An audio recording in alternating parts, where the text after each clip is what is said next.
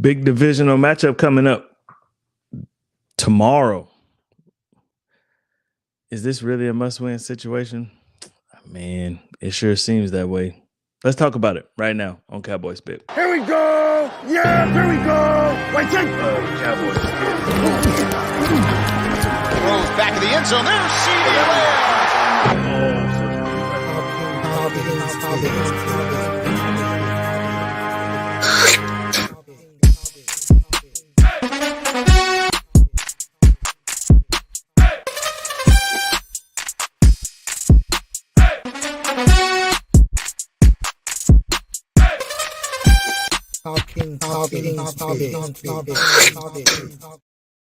What's going on, everybody? Cowboy C3 in the building, or I'm at home.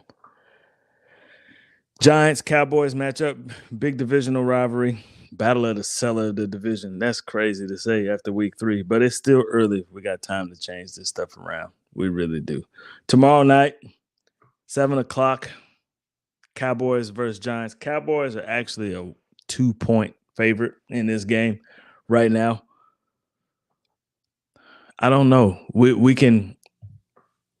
I'm going to put out the information that I found this week, and I'm going to let you make the decision, what you think. There's going to be some opportunities for the Cowboys to do some really big things in this game, but there's also going to be some opportunities for the Giants to do some big things, especially in the run game. I've got some crazy stats for you guys, and I'll show them to you in just a second. A lot of questions have been asked, especially this week, about the defense. You had those spats on the sideline. Dak and CD seems like they made up. CD made a big speech, like interview. I think it was yesterday. It's the first time he's talked to me since the game. He took full ownership of everything that happened. He's like, I can't do that. That's on me. I have to look at the man in the mirror. And that's true. Even though you have some displeasure on this, any player that is hungry for the football, that thinks that they can make a difference in a football game, especially in a football game where you're behind, they're going to be upset when they don't get the ball. What CeeDee Lamb is going to have to understand is a lot of times, especially this season, especially with the Cowboys not having a true number 2 wide receiver, he's going to be double teamed. And he may be the highest paid decoy in the NFL for 3 quarters. Once the passing game opens up, or once the running game opens up, it starts to create opportunities, right? If opposing teams know that Dak is only going to focus on CD and throw the ball to CD, then they're going to double cover him. Whenever this has happened in the past, CD has had he's had big games after this. Whenever it is happening, like just think back to the Green Bay game last year. CeeDee Lamb seemed like he was off. It seemed like he was upset, and it always seems like that when he's either double covered or he's playing a really good corner that's kind of got him shut down. You can't shut him down forever, but if it starts off that way, if he feels like, maybe things aren't going his way, sometimes he seems to, I'm not going to say throw a temper tantrum, but have an attitude, become upset. What you have to do is you have to learn how to control those emotions. Every good player, like I said, wants the ball, and I understand that. But what it gives the quarterback opportunity to do is hit other people and kind of shy that coverage away. And then he may hit you for a big one. He may hit you for 2 short ones, or something may come to your advantage, right? And then the coverage may come back to you, and then you become a decoy again. And that's okay because you're helping the team win. It's not individual stats, it's team stats. We're winning as a team. When you start to voice your displeasure about things like this, you start to have reactions like you did last week. The quarterback and the wide receiver over on the sideline getting into it.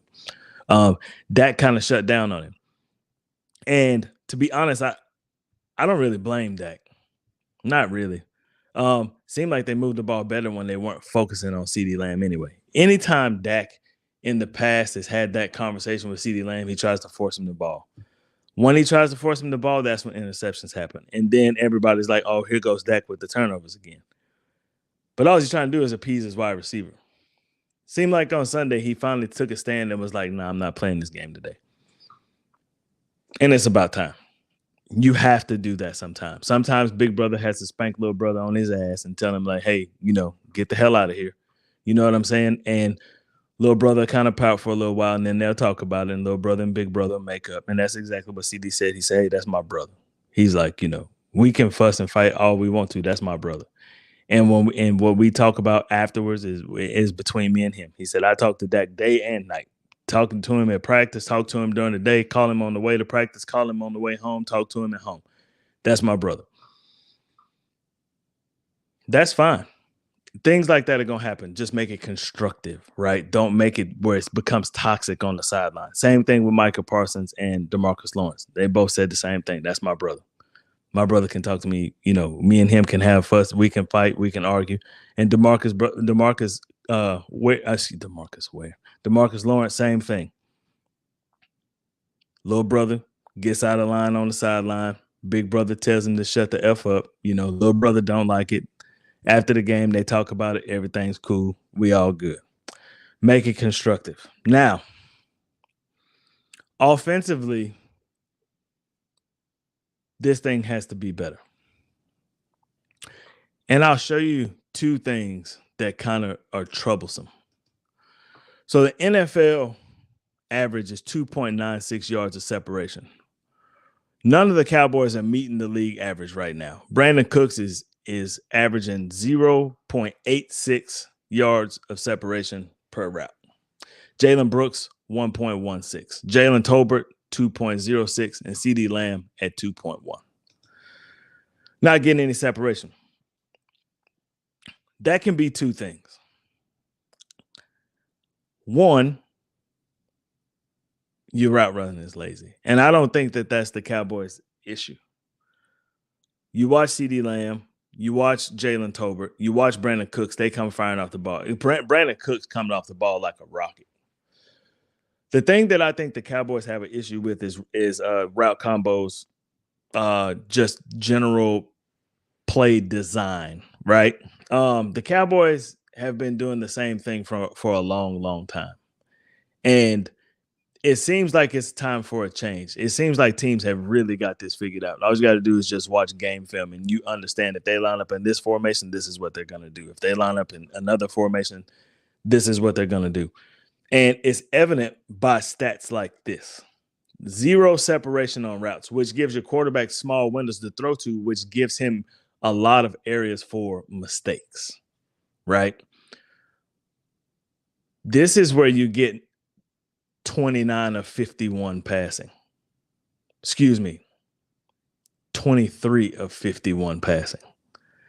This is where you get games like that where he's having to throw the ball in the tight windows. He didn't catch fire to the fourth quarter. And I have an idea what I think happened in the fourth quarter when they went to the hurry up offense. I think that's just Dak calling his own plays, calling his own route combination, calling his own things. And that's kind of evident. I don't know if you guys remember. I think it was last preseason when Will Greer, everybody knew he was gonna get released the next game. And they felt like he needed a big game just to give himself an opportunity to get signed by another team. And Dak had the headset on the entire game, and he called the entire game. And it was phenomenal. I think Will Greer threw for like 340 yards, a couple touchdowns, and it was great, right? I think Dak is kind of a master of this offense, and he kind of knows what works, right? But he's also playing within the scheme of the offense, so he doesn't change very much things until later in the game. And maybe it's too late. Maybe he should change it more. Maybe, right? Offensive line is semi-struggling. We'll talk about this because this has the opportunity to be a really, really, really bad matchup. It does, particularly for Tyler Guyton. It has an opportunity to get pretty stinky for him. Also for Cooper Beebe as well. Terrence Steele has to do better. One thing that I noticed in the film study is Terrence Steele, if the rush comes from the outside, so that means if the defensive end takes a wide rush angle, he's actually doing pretty good. He's shutting that down pretty good. Anytime that a defensive end lines up wide and comes across his face and shoots the inside gap, he struggles with that a lot. I mean, a lot. And that's where the pressures are coming from. So if you think, and it's happened for 3 games straight, I went back and just looked at it. I heard somebody talking about it, and I went back and looked at it, and it's true. Inside shade, outside shade, shoot the gap, come inside. Terrence still has a hell of a time picking it up. And what it does is it puts pressure on Zach Martin. Zach Martin's kind of trying to turn over, block the guy that's shooting the gap. Terrence still trying to get him, and then he's got a guy in front of him, and it's like he's trying to block 2 people, and it's just a complete breakdown on that right side of the offensive line. Left side, Tyler Guyton is actually doing pretty good. He's playing the most important, one of the 2 most center and left tackle are your 2 most important positions on the offensive line, and you got 2 rookies in those positions. Tyler Guyton is doing what he can. Cooper Beebe, what I've noticed about him is that he gets ultra aggressive, and when he gets aggressive, he starts to get out of his base stance, and he kind of runs himself out of position, especially on runs. In college, he just mowed people over, and you can't really do that in the NFL. There are some people that you can, right? But they seems like they kind of play on your team. But you have to keep your fundamentals. You have to keep your feet square. You have to put your hands on the person. You have to block. If you're combo blocking, you block the 9 and the other guy blocks the other 9. You have to realize that you have to be in those type of positions to move somebody so you can bounce off and reach a linebacker. Things like that. There's small things that they can do in the run game. Speaking of the run game, here's another troublesome stat that I found that is not very good. And we'll talk about why it's not very good here in a second. Cowboys rushing through 3 games. Ezekiel Elliott has broken 0 tackles and has 0 missed tackles that are forced. So he has made nobody miss. And he's averaging 1.2 yards after contact. Rico Dowdle, 0 broken tackles, 2 missed tackles forced, and 1 yard after contact. Deuce Vaughn, 0 broken tackles, 4 missed tackles forced, and 1.3 yards after contact. In 3 games, they have no broken tackles, and after contact, they all average under 1.5 yards.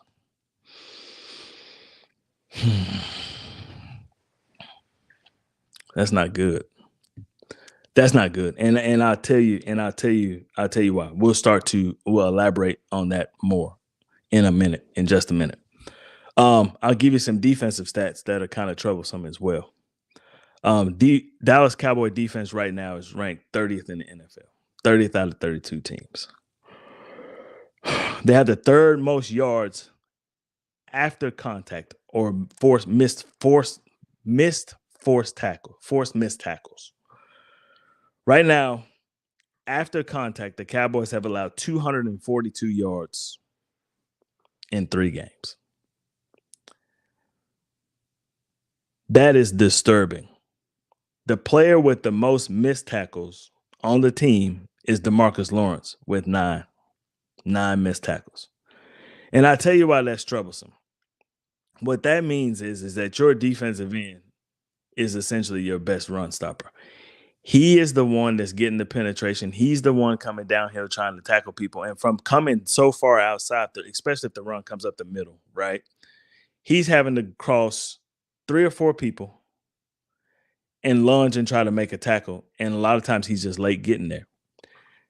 Your defensive tackles are just providing no help for you whatsoever. I watched the game on Mozzie Smith. I thought he actually played pretty good in the Baltimore game, and I was wrong. I was dead wrong. Watched Linval Joseph. I was wrong. Osia Odigizua played pretty solid, right? You have to find a way. And a lot of it just seems like effort. It seems like being in position, putting yourself in position, getting in hand fights, not overpowering somebody, using technique, moving your body, something to get some sort of penetration, at least hold the line of scrimmage. A lot of times our defensive tackles are getting driven 3-4 yards off the ball. This game, it wasn't as bad as Jordan Phillips in the game against the Saints, where he was 7, 8, 9 yards off the ball, going in the wrong direction and just basically just kind of running away and just giving up. It wasn't that bad at all. But it's still getting driven off the ball. And what that does is just give you a natural run lane right up the middle. I think the Saints missed a lot of opportunities running the ball outside so much now, which the opportunities are still there because their guys just did an excellent job setting the edge, and the running backs were just coming around the corner. Kamara coming around the corner, Taysom Hill coming around the corner. In this last game, the run was just literally coming right up the middle, and there was nothing you could do about it. You have to find some kind of way to do better than that. To me, it seems like it might be the scheme. Micah Parsons said something after the game about people playing hero ball, coming in and just attempting to. What's going on, Nico? How you doing, my man? Just coming in and just making plays, right? Just make a play. Find some kind of way to make a play. And I'll get more into this in a second. All of this will make sense. I'll close this gap here in just a second. Let's get through this injury report real quick. All right. For the Cowboys, got a troublesome injury. Kalen Carson has a bad shoulder. He's doubtful. He is literally going to be a game time decision. They are going to make a decision in the game whether how the shoulder feels, how he warms up, how he feels during warm-ups to see if he's even going to play. Look for Andrew Booth Jr. to play if Kalen Carson cannot go. And I'll tell you right now, Andrew Booth Jr., I was very, very surprised that he even made the team. That's how bad his preseason was. His preseason was horrendous. Bad. Really bad. And the Giants can kind of exploit this. I'm hoping Kalen Carson can go. Marquise Bell has a bad ankle. He's doubtful. From what it said on the injury report and reading and just reading into the injury report and reading about the injury report, Kalen Carson has a better chance to play than Marquise Bell does. So it looks like Marquise Bell, your backup strong safety, is going to be out. For the Giants, Adoree Jackson with a calf is out. Andrew Phillips, another cornerback, is out. And Darius Slayton has a bad thumb. He's questionable. Now let's get into the New York Giants. The Giants coming to the game at 1-2. They played pretty bad their first 2 weeks, but they have some pretty bright spots on their offense. Their defense, especially with their linebackers and secondary, have been kind of their issue. Their front four is pretty phenomenal. Well, they run a 3-4 defense, so it kind of be their front five because they do some things with their outside linebackers that's pretty, and their outside linebackers are pretty good. They are good. And they pose a threat, especially rushing the passer. Malik Neighbors is an animal. That's what he is. He is a bona fide wide receiver, and he does everything. He can do it all. He can catch screen passes. He's not afraid to go across the middle, and he'll take you up the field too. He is going to pose a problem. And if you have a corner out, right, and if I'm the Giants, I'm lining up Malik Neighbors over Kalen Carson because he's hurt, right? He don't want to tackle because his shoulder's hurting him. And if it's Andrew Booth Jr., I'm not moving. Wherever Andrew Booth Jr. lines up in the secondary, because the Cowboys don't really move cornerbacks. Wherever he lines up, that's where I'm going. That could pose a problem. Wan'Dale Robinson is also a problem. The Giants use Wan'Dale Robinson like I think that the Cowboys should use Kevontae Turpin. He'll line up in the backfield. He'll line up in the slot. He'll line up out wide. He catches screen passes. He'll line up in the backfield, catch passes coming out of the backfield into the flat. He'll catch little hitches, and he is what Kadarius Toney was supposed to be for them. That's what he is. This is what they drafted Kadarius Thomas to do, and Wan'Dale Robinson came in and does it much better than he does. Much better. The Cowboys have problems with speed. They have problems with speedy wide receivers. Saints showed you that. Zay Flowers didn't really get an opportunity to get loose in the last game because he didn't have to get loose because Derrick Henry did all the work, right? He did all the work. Jalen Hyatt is a speed burner. And I remember the Cowboys wide receiver coach back then when they were doing the NFL combine. I think Cowboys receiver coach went down and talked to him and told him, that's what you are. You're a speed guy. You don't run routes. And it pissed him off, right? Well, he kind of figured out that the Cowboys wide receiver coach was probably right. And the offensive, the offense, Brian Dable and his coaching staff figured out that he was right too. You know what I mean? And they run this dude on straight streaks, and it is fast. And the Cowboys seem to have a real issue with that. Last time I told you keys to the game with the Saints was keep the speed in front of you, and that didn't happen, right? Those wide receivers for the Saints just blew past people. That's what they did. Shaheed was like, when he ran the deep post and scored like a 67-yard touchdown, like he had two people on him. He blew right past both of them. And they're so committed to the run, the safeties are playing close to the line of scrimmage that when he went by him, like it was over, right? It was over. And they both tried to play catch up, and it just didn't happen. Especially Donovan Wilson. He's just not built for that.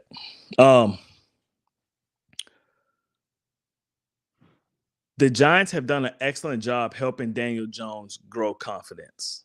And they had to with the whole fiasco with losing Saquon Barkley. And get to basically turning the keys over to Daniel Jones. They've kind of figured out a way to keep him comfortable. One thing that they did against Cleveland, which has a pretty good pass rush, even though, they're not playing very well right now offensively, and it puts the defense under a lot of strain. Still got Myles Garrett. You still have excellent corners, excellent, pretty good safeties, good linebackers. Like the Cleveland Browns have a pretty good defense. They get the ball out of Daniel Jones's hands fast. And it starts to build confidence. You can see him. And Malik Neighbors, Daniel Jones is not the most accurate dude in the world, man. He is an average quarterback at best. But what Malik Neighbors gives him the opportunity to do is throw some bad balls. And Malik Neighbors has shown everybody that he is a bad ball catcher. He just goes and gets the football. And it's an interesting matchup. Him and Trayvon Diggs have kind of been going back and forth, on social media and stuff. And it kind of sets up for an interesting matchup, but I don't think they'll be lined up together much. I just don't. I mean, the Giants would be kind of dumb to put him on that side. Not a lot, right? Because Diggs can be a shutdown corner. He can be.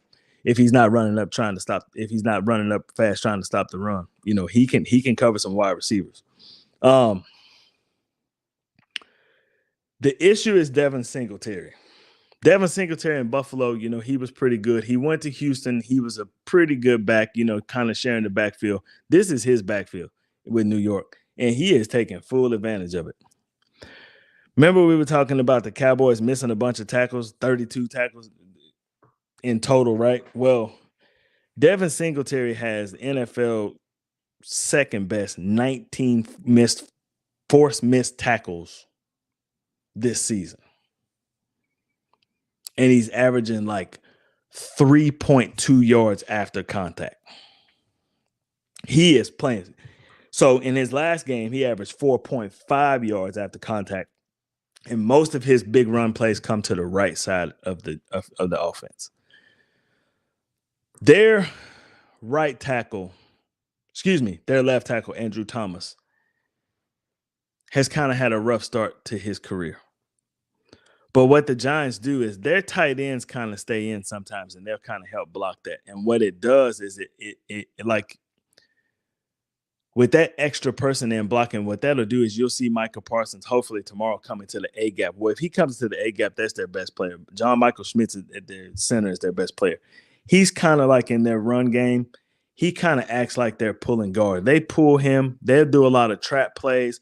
The Giants have really developed a really good running game. And what's kind of tricky about it is they run a lot of RPO, and Daniel Jones can run. Where he can't throw and he's not that accurate, he will complete some passes, but he's not very accurate.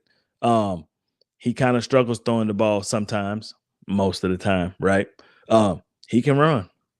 He can do that. And we saw what happened last week. He just didn't have a good time. Not last week, excuse me. The Cowboys didn't have a good time with Lamar Jackson. Not saying that Daniel Jones is Lamar Jackson. I'm not saying that at all. What I'm saying is that he is a mobile quarterback. The Cowboys tend to have issues with mobile quarterbacks. They tend to have issues with anybody coming out of the backfield this year. And they're going to have some opportunities to run the football in this game. And they can run it. They can. And Devin Singletary is leading the way. And he's having a really good year so far.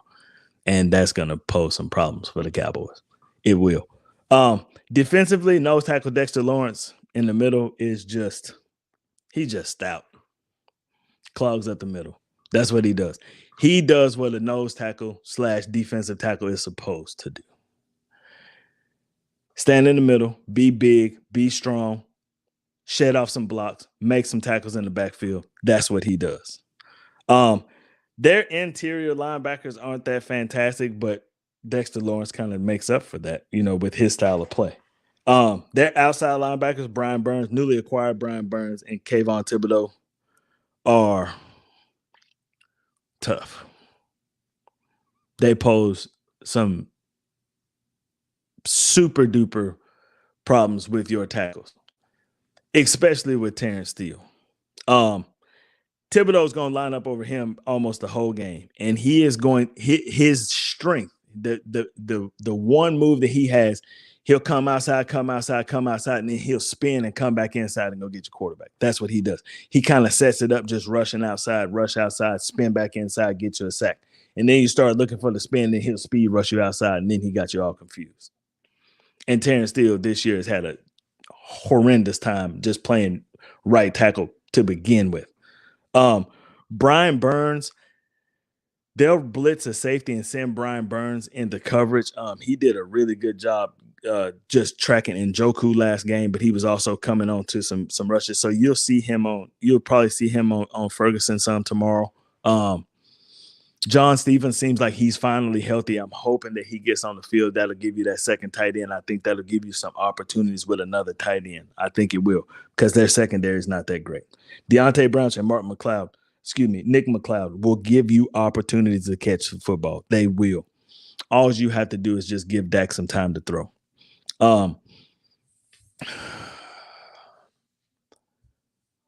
You have to establish some sort of run. You have to. Even if it's like last game, you just giving the backs the ball just to keep the defense honest. I think that the Cowboys are starting to see that Rico Dowdle is their best running back. You saw Rico Dowdle and you saw Deuce Vaughn last game more than you saw Zeke. You did not see Zeke much at all last game, and I think that's the best place for him to be. I just don't think he's just not Zeke anymore. He's excellent in pass block, excellent protecting the quarterback. But to be honest with you, Rico Dowdle did an excellent job last game protecting Dak as well. He did a good job. So if I have a threat where I can run the ball and if I can run the ball with my running back and I don't have to take him out on pass plays where it makes it totally obvious if Zeke comes in the game, he's not getting the ball. He's back there to protect Dak. And I can kind of try to, I don't know if I'm mixing up the defense or not, but the Cowboys have been pretty predictable these last 2 weeks. Run on first down, run on second down, get a long 3rd and 7, and they're going to drop back and throw. If Zeke comes in the game, he's going to be back there to be the quarterback's personal protector. They don't run. Last game, I was super shocked to see Deuce Vaughn come out of the backfield and catch a pass. Made me happy, right? That whole fourth quarter made me happy. But I also think that could have been a bad thing, because what it did is it gave everybody hope, right? You played like shit for 3 quarters. You did. And it kind of masked what's really happening. I heard an interesting take today, and it made a lot of sense about the Dallas Cowboys. And the take was that I was sitting at lunch and I was talking to a guy, and he was telling me about the Cowboys. He told me something that his dad said. And when he said it, I was like, huh. And I kind of thought about it throughout the day. What he said was The Cowboys lucking up and drafting Dak Prescott masked the fact that this team should be at the rock bottom. And if you think about it, it's true. When Dak broke his leg in 2020, this team went to shit after he broke his leg. I mean, it was bad, really bad. I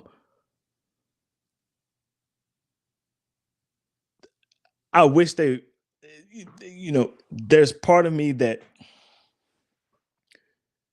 is proud of the team for coming back last week and at least making it a football game, right? But there's another part of me that says that, well, that thinks that maybe, just maybe, this is good for the upper chain of command, if you will, with the Dallas Cowboys, how they're playing right now. You did nothing to address your major concerns going into the offseason. Nothing. Your defensive line was a major concern because you couldn't stop the run last year. You went and got some linebackers, but you have nothing to protect the linebackers. Defensive tackles are supposed to occupy, right? You occupy the offensive line, let them linebackers move around and do their thing. And the Cowboys have linebackers that can do that. Eric Kendricks is excellent at that. Demarion Overshown has shown he is excellent at that. Maurice Lufau, even Damone Clark hasn't been playing terrible because he was horrendous last year at middle linebacker. But him playing his natural position at outside linebacker, he's really not that bad, right? They just don't get an opportunity to do that because they're so bad. Well, they're so busy being occupied by the back of your defensive tackle, moving that out of the way. The guy that's blocking your defensive tackle, driving him down the field, trying to get out of the way of him. The guy that's coming at you to actually block you, and then trying to get to the running back. That's a lot of pressure that you put on linebackers. When your defensive end has missed the most tackles, you know it's coming from the run game because the defensive end, he ain't covering nobody, right? So you know it's coming in the run game. If DeMarcus Lawrence is one of the league leaders in missed tackles with 9 this year, that's a problem. That means he is the only one that's getting penetration. And he's traveling down the line of scrimmage, or he's traveling down the line of scrimmage either towards coming towards the play or towards the ball, or he's going away from the ball when they're running outside, right? And he's trying to get there. He's trying to fight through traffic, and he's trying to get there. And he's the one that's getting there first. There's no defensive tackle that's missed a bunch of tackles because, hell, they don't tackle nobody. They just don't. I put on my thumbnail hot seat for Mike Zimmer. And the reason I say that is this. I have a feeling, and there's little bitty rumbles going around, is that the Cowboys come into this football game and they get run on or they get drugged through the mud like they have in these previous 2 football games, you're going to see some changes. You're going to see some changes. And the changes start with him. This scheme is not working. And I know that it takes time. It takes time for a defensive coordinator, especially when it's a new scheme. I know it takes time to adjust to it, right? It does. But you're not supposed to get drugged through the mud. Missed assignments, missed assignments and coverage and everything, that's players. That's, oh, man, I got the wrong thing. My bad. But when you are just consistently getting pounded up the middle with the football, or if teams are just running old middle school 28 toss on your ass and it's going for 8-9 yards of carry, that's bad. Derrick Henry wasn't contacted 4 or 5 yards down the field probably 6 or 7 times in the last game, and that's crazy. Like no contact. He's busting through the line of scrimmage. He's back in this dude's 250 pounds. He's back in the secondary with 190 pounders like the whole game. That's why Kalen Carson's shoulder's hurt. I promise you that's why it's hurt, from that stiff arm. He's the first person to get there. Kalen Carson might weigh 195 pounds. He tried to jump on and go for a ride, and Derrick Henry did that. What was his name? Josh Norman. That stiff arm to Kalen Carson flipped him over on his head. You can't allow that to happen. Your defensive line and your linebackers have to stop the run. And Devin Singletary has been ultra dangerous when he gets the football in his hands. And he can do it many ways too. He can do it with the run, and he can do it. He can catch the ball too. Only thing Devin Singletary was looking for was an opportunity, a team to showcase his talents, and the Giants have given him that opportunity.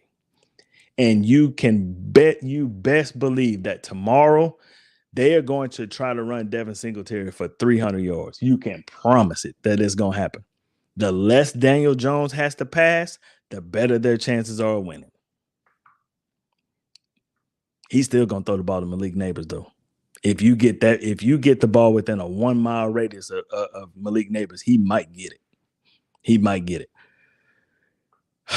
Keys to victory. Offensively for the Cowboys, you need to start fast. You need to do what teams have been doing to you for the last 2 weeks. You have to start fast and not drive the ball down the field, get in the red zone and kick field goals. You need to score touchdowns. You need to go 2 up on them and force them to throw the football to make Daniel Jones turn into Daniel Jones. Just the same way I said, make Derek Carr be Derek Carr. Derek Carr showed you he was Derek Carr when they played the Eagles last week. He's still Derek Carr. He is. That run game and that offense hides the fact that he's Derek Carr. They try to do the same thing with Daniel Jones. So you need to start fast. You need to put the pressure on them and stop letting them put the pressure on you. That's what you need to do.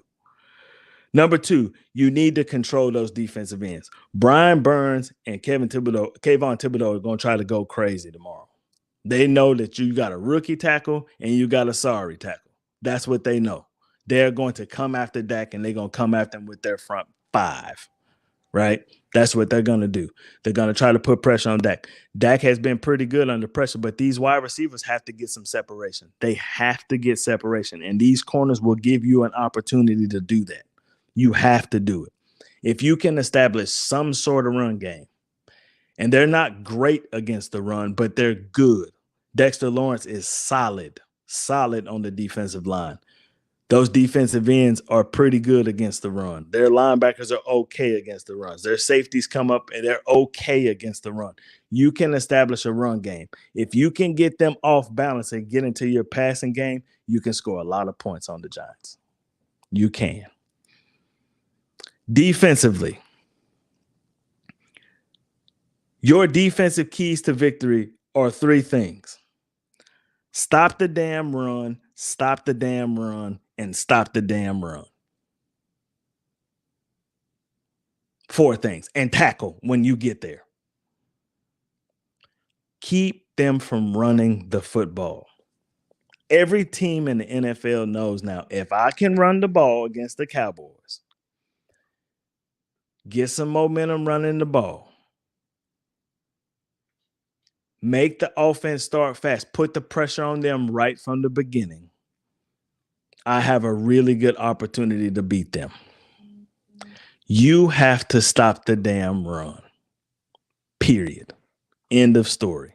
If you stop the damn run, you can beat the Giants. If you stop the damn run, you can beat any of these teams that you're about to play.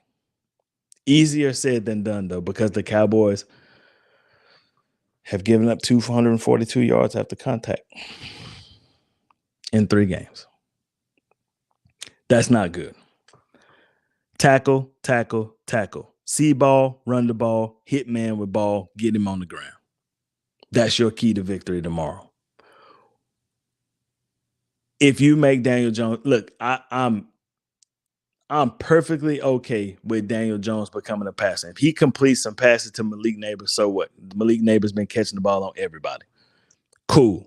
I'm cool with that. What you can't do is allow these 17, 18 play drives to take 6 minutes off the clock and it ends in a touchdown. And then you have to go down the field and you have to score. You have to score. Or they're going to come out on offense and do the same shit again. And next thing you know, first quarter's gone and you're down 14-0. You cannot allow that to happen. Not against the Giants. I promise you this. If this Giants game looks like anything like these last 2 games have looked, I'm telling you, heads are going to roll. I'm telling you. Jerry got that look on his face like, oh, everything is fine. We're happy with the players we got, blah, blah, blah. But Jerry don't like being embarrassed. Jerry's ego get in the way when he get embarrassed, and then he start doing irrational things. And next thing you know, you're gonna have to seek employment elsewhere. And the first person that's gonna have to seek employment elsewhere is gonna be Mike Zimmer. I just think this defense is old and outdated. He had a problem stopping this type of offense in Minnesota. And you face this type of offense. This is the beginning. Well, actually, the Saints were the beginning of that type of offense. The Saints come in, they got a new scheme, they got a new offensive coordinator, and it works for them.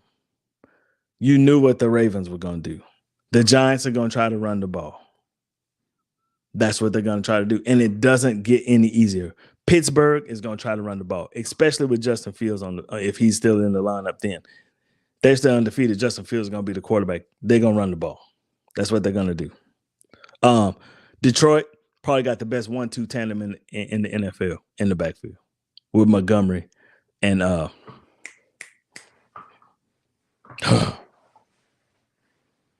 dude from Alabama. I can't even remember his name right now, but I'll remember it next week. A week after. After you play Detroit, you get a bye week, and then you go to San Francisco. And I keep forgetting. I keep saying San Francisco and then Philly. It's San Francisco, Atlanta, and then Philly. This is a tough stretch. And everybody thought that this Giants game was just going to be just a walk in the park. But these Giants beat Cleveland last week, and they got some momentum. And they're playing their first primetime game. And it's going to be in front of the world. And everybody watches the Dallas Cowboys. And the one thing that the Giants would absolutely love to do is just run the hell out of the football and run all over the Dallas Cowboys. They would love to do that. Graham, you are absolutely right. If Singletary has more than 75 yards rushing, win or lose, it was a bad day. You are absolutely right. You need to hold him to under 50 yards rushing. You need to make a statement in this football game, and you're going to have an opportunity to do it. You just have to get to the football and make tackles. Your defensive tackles are going to have to find a way to get penetration. They are. They're going to have to find a way, and they can. Their guards aren't that great. Their tackles aren't that great. Their center is really good, and he's the one that pulls around and does things. But they do that little eye candy thing where they'll pull a guard or they'll pull a center. They'll pull the center and the guard go one way and to the right, and the run will go left. They do things like that, just like the Saints did. Just Baltimore doesn't really do that, but just like the 49ers do, they kind of adapted that kind of running game.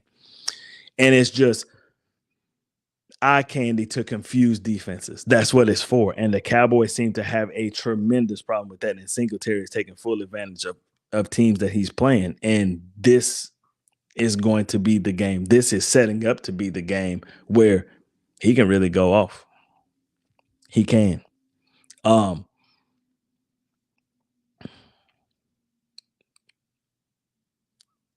My prediction. Cowboys 27, Giants 24. Graham, I think that Devin Singletary goes for 100 yards tomorrow. I do. And I think it's a close game right up into the fourth quarter. And I think we'll find a way to score and win. I think. I hope I'm wrong. I really do. I hope I'm wrong. But I've been pretty close in these last 3 games. I have been pretty close. I hope I'm wrong. What I'm hoping for is that we stop the run, slow down the run, force Daniel Jones to throw the ball in the fourth quarter, and we just hold the lead. That's what I'm hoping for. But I think in the early part of the game that Singletary is going to get some yards on us, and that's going to hopefully make the defense knuckle up and play hard. That's what I'm hoping for. That's what I'm hoping for. But it has the potential, just like I said in the Saints game, it has the potential to get out of hand from you strictly because you're going to give them a lot of confidence, just them being able to run the football and run it in multiple ways, especially if they start RPOing and start dumping the ball to different people, start dumping the ball to these tight ends, even though they don't catch a lot of passes, or dumping the ball to Wendell Robinson. And then start play action and start taking deep shots to Hyatt or hitting Malik Neighbors coming across the middle, things where they'll line up in man defense and you have to track him running all the way across the field, and he's dangerous with the ball in his hands anytime he gets it.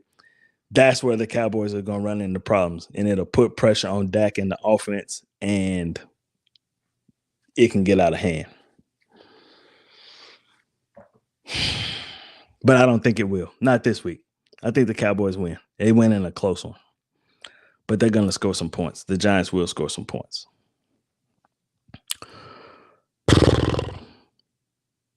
That's what I got.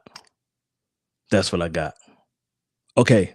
Been on here for 45 minutes. We talk Cowboy shit for 45 minutes. I'm getting pretty good at timing these things. Okay. Tomorrow, right after the game, I'm coming here. Stop the run and get Jones out of the pocket. He's not good when he has to sit there. You're right. He's not very good because he's not accurate. He's not accurate at all. But what Malik Neighbors has done is given him the opportunity to throw some bad passes, and Malik Neighbors will just go get it. He's done it for 3 straight weeks. He put the whole NFL on notice. Like, hey, man, I can do anything in here. That dude has more targets than anybody in the NFL, strictly because Daniel Jones is comfortable throwing to him already. This dude is a rookie. He's playing like he's a 5-6 year veteran. He's definitely playing. He's playing better than Marvin Harrison Jr. He's playing better than him. And Marvin Harrison Jr.'s got a better quarterback than he does. He is balling. Just go back. If you want to see it, just go back and look at weeks 1, 2, and 3 with the Giants. They give Malik Neighbors the ball, man. He is going off. And I don't like that. I don't like that at all. That don't bode well for the Cowboys. Especially if they can run the ball and they start hitting play actions and you leaving him one-on-one with a hurt corner or a corner that hasn't played well in the preseason, and this is going to be his first action. That's not good. That's what I'm saying. It would be dumb to line him up on Trayvon Diggs the whole game. That just wouldn't be smart. One-on-one with him and Trayvon Diggs, I like that matchup. That's not a bad matchup. But that opposite corner, whether it's Carson or Andrew Booth, I take that matchup all day. I put Jalen Hyatt out on Diggs and just let him try to run past him. We're going to test that knee out. We're going to see if you oiled it up before the game. That's what we're going to do. That's just how I would play him. And I would run the damn ball.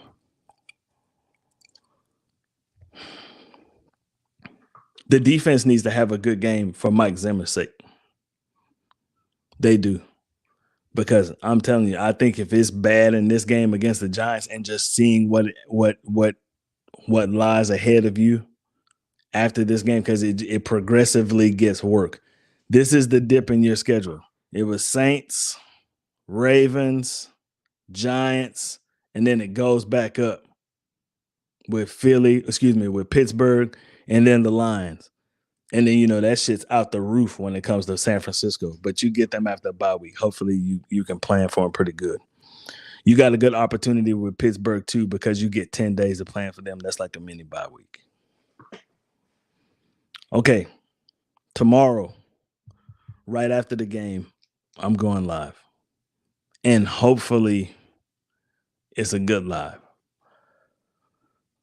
I'm hoping. I think it will be. I just think that the Cowboys are too much for the Giants. They're better. They're a better put together team than the Giants are. They just are. It's just they have to not get frustrated, not get discouraged, weather the storm, right? Because the storm is going to happen because the Giants are going to come out and they're going to run the football, and you might struggle with it at first, but just get into your groove. Because you need to start some momentum with the rest of this. By this bye week, man, you have to be 3-3. You can't be 2-4 and below. You can't be. You have to be at 500 going into the bye week. You have to. And then maybe you can make some changes. Don't look to see Dalvin Cook tomorrow. He's not going to play. I think with this 10-day break and when the team goes to Pittsburgh, I think that's the first time you'll see Dalvin Cook. You're just going to have to roll with what you got tomorrow. All right. Okay, that's what I got for everybody. Tomorrow, right after the game, I'll have everything ready. We'll probably go live 15 minutes after the game, and we'll talk about this thing. I think that tomorrow we're going to have a big victory Thursday, and shit, I might call in from work on Friday. I might have to just celebrate this win. Celebrate beating the Giants like it's the damn Super Bowl, because it's been pretty dismal these last couple of weeks. All right, everybody. Come rap with me tomorrow. We're going to have fun. Win or lose, we talk about them. All right, y'all. You guys have an excellent night. Have a good day at work tomorrow. Enjoy watching the game, and I will see you guys live right here tomorrow. All right. Have a good one. Peace out.